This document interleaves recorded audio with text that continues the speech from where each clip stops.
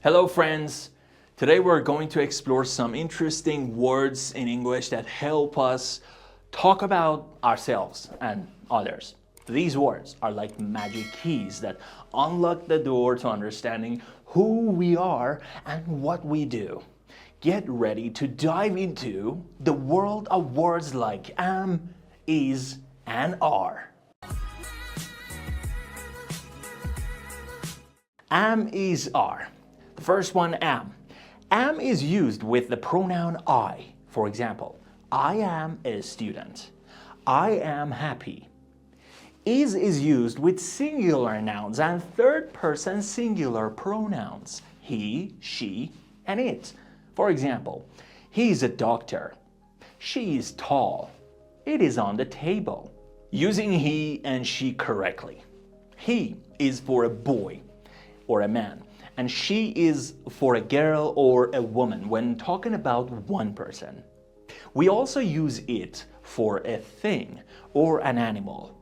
If we know someone's name like John or Jennifer, we can use he or she instead of their name, and vice versa. Are is used with plural nouns and with the pronouns we, you, and they. For example, we are friends. You are intelligent. They are students. Usage of you. You is a pronoun used to address one or more people directly. It can refer to one person, singular, or more than one person, plural. For example, if I'm talking directly to you and you are only one person behind the camera, I'll use you. And if I'm talking to a group of people behind the camera who are watching my video, I'll again use you.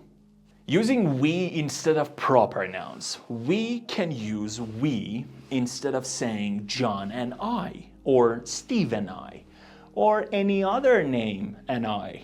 For example, instead of saying John and I are going to the store or John and I are students, we can simply say we are students.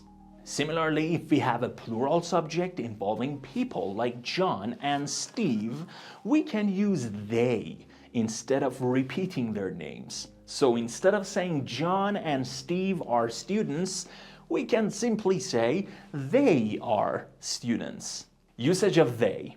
They is a pronoun used to refer to more than one person or thing. For example, if we talk about John and Steve together, we can say they. For example, they are happy.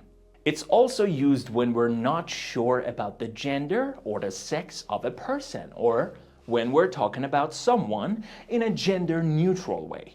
For instance, or for example, if we don't know if a teacher is male or a female, we can say they. I hope you enjoyed learning about these special words in English today. Remember, the best way to learn is by practicing. Try using am, is, and are in your own sentences, and don't hesitate to ask if you have any questions.